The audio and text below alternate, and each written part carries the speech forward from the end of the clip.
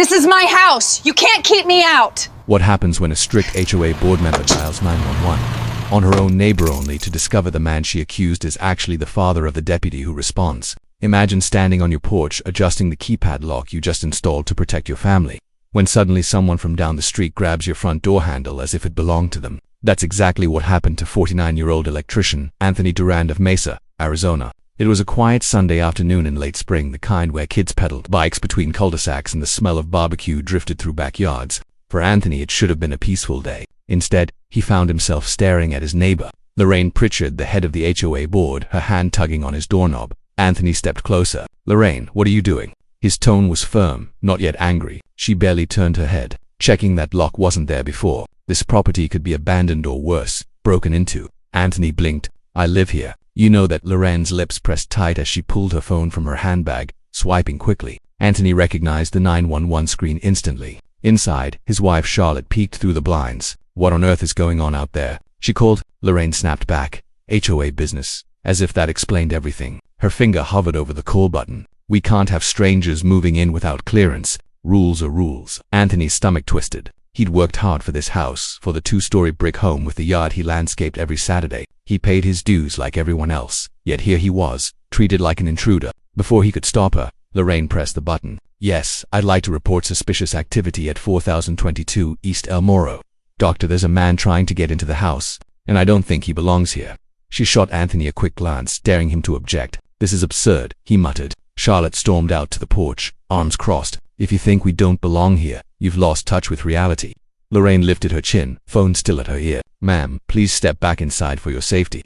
That was the final straw. Anthony let out a bitter laugh. For her safety. She's my wife, by now. Children had stopped riding their bikes. Neighbors peeked out from driveways, and the cul-de-sac turned into an audience. Anthony tried reason. "Lorraine, you've lived here long enough to know me. You've waved to me, borrowed from me, seen me mow this lawn. Why are you doing this?" Lorraine's response was cold. "We have procedures. I can't risk being wrong." Charlotte's voice cut sharper. "What you're risking is humiliating yourself in front of this entire neighborhood."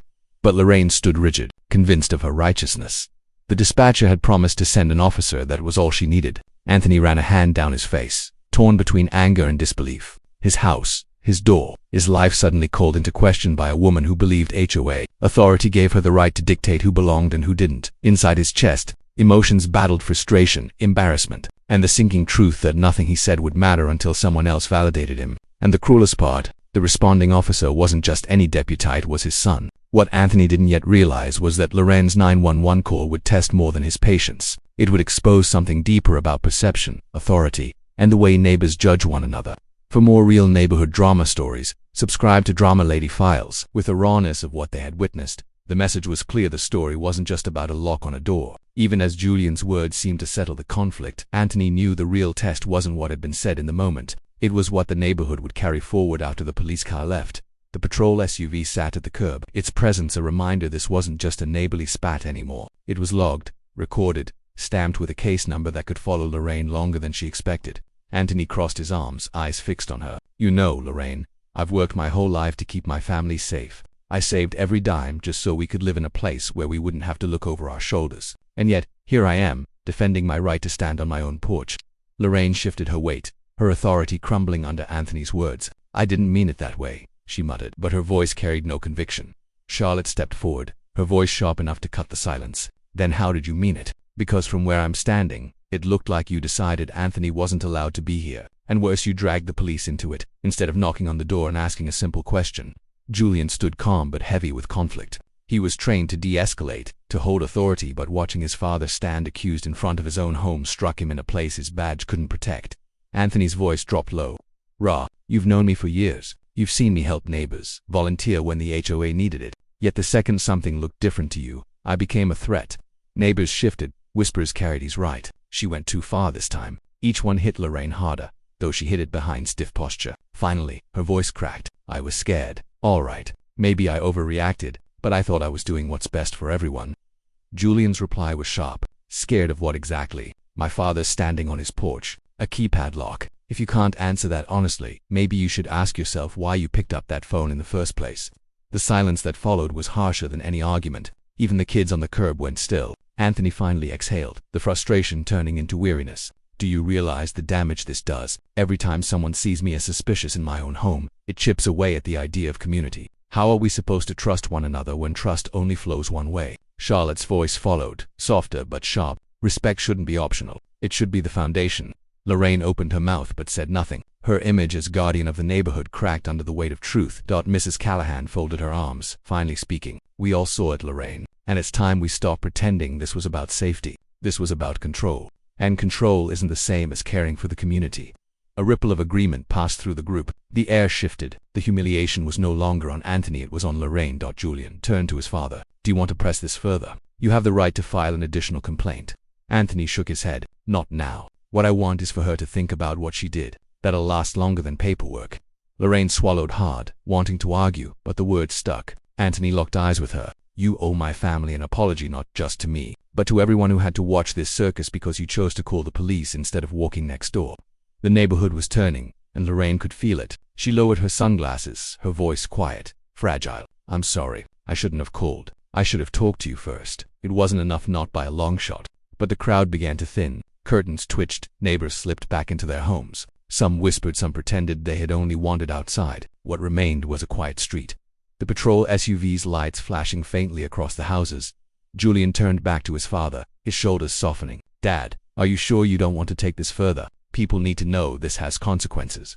Anthony rubbed his face, exhausted. I don't want to drag this through the system, son. I've been working all week, and now this. I just want to sit down and breathe. Charlotte touched his arm gently. We'll deal with it together. Right now, you need to rest.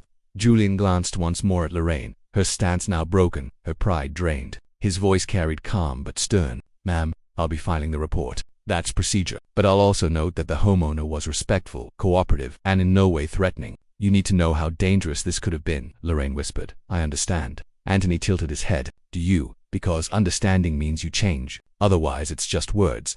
Julian gave his father one last look. I'll handle the paperwork. I'll check on you tomorrow off duty. Anthony nodded. Thanks, son. You did good tonight.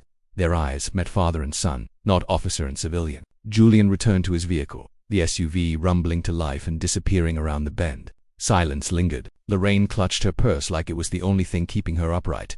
Anthony finally spoke. Do you know what I'll remember? Not the call, not the flashing lights.